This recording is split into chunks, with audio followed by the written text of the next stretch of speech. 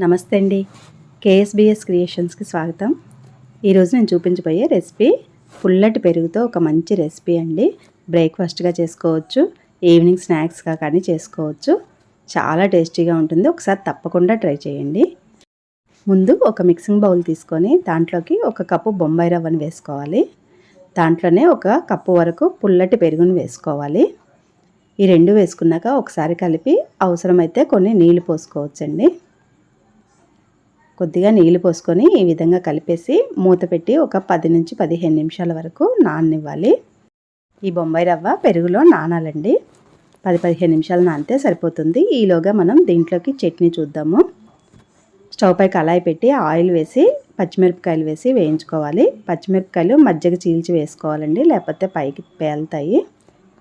లేదంటే మూత పెట్టైనా వేయించుకోవాలి. ఇవి కొంచెం వేగిన తర్వాత ఇందులోకి టమాటా, వెల్లుల్లి, అల్లం, కొత్తిమీర, ఒక 2 చెంచాల వరకు పల్లీలు వేసుకొని ఒకసారి బాగా కలుపుకోవాలి. ఇవన్నీ ఆయిల్లో కలిసేలాగా ఒకసారి కలుపుకొని మధ్య మధ్యలో కలుపుకుంటూ మెత్తగా ఉడికించుకోవాలి. ఈ విధంగా ఉడికితే సరిపోతుంది. ఇలా ఉడికిన తర్వాత స్టవ్ ఆఫ్ చేసి వీటిని పూర్తిగా చల్లారనివ్వాలి. ఇవి పూర్తిగా చల్లారిన తర్వాత వీటిని ఒక మిక్సీ జార్లోకి తీసుకోవాలి.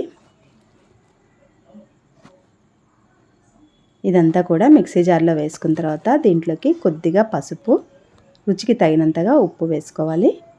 ఒక అర చెంచా వరకు ధనియాల పొడి వేసుకోవాలి. ఇప్పుడు మూత పెట్టి మెత్తగా మిక్సీ పట్టుకొని ఒక బౌల్లోకి తీసుకోవడమేనండి. అంతే, చాలా టేస్టీగా ఉండే చట్నీ రెడీ అయిపోయినట్టే మనకి. దీంట్లోకి ఈ చట్నీ చాలా బాగుంటుంది. ఇలా చేసుకోండి. ఇప్పుడు పిండి చూద్దాము. రవ్వ పెరుగులో నానిందండి. ఇలా నానిన రవ్వను మిక్సీ జార్లోకి వేసుకోవాలి. ఈ రవ్వ కొంచెం గట్టిగా ఉంది కదండి, ఇందులో కొంచెం వాటర్ పోసుకొని మెత్తగా మిక్సీ పట్టుకోవాలి. ఫస్ట్ కొన్ని వాటర్ పోసుకోవాలి, అవసరాన్ని బట్టి మరికొంచెం పోసుకోవచ్చు. మూత పెట్టి దీన్ని మెత్తగా ఈ కన్సిస్టెన్సీలో ఉండేలాగా మెత్తగా మిక్సీ పట్టుకోవాలి. అలాగే రెండోసారి కూడా పట్టుకున్న పిండిని కూడా ఇందులో వేసుకోవాలి. ఇలా వేసుకున్న తర్వాత ఇప్పుడు దీంట్లోకి రుచికి తగినంతగా ఉప్పు వేసుకోవాలి.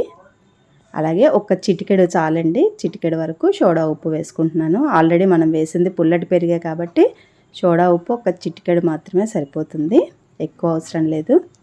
ఇవన్నీ ఒకసారి కలుపుకున్న తర్వాత దీంట్లోకి సన్నగా తరిగిన పచ్చిమిర్చి, అల్లం ముక్కలు, కొత్తిమీర, అలాగే ఉల్లిపాయలు కూడా వేసుకోవాలి. ఇప్పుడు ఇందులోనే ఒక చెంచా వరకు జీలకర్రని వేసుకోవాలి. ఇవన్నీ వేసుకున్న తర్వాత ఇవన్నీ కూడా పిండిలో కలిసేలాగా ఒకసారి బాగా కలుపుకోవాలి.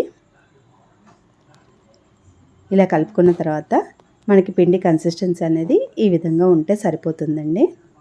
మరీ నీళ్ళగా ఉండొద్దు, మరీ గట్టిగా ఉండొద్దు.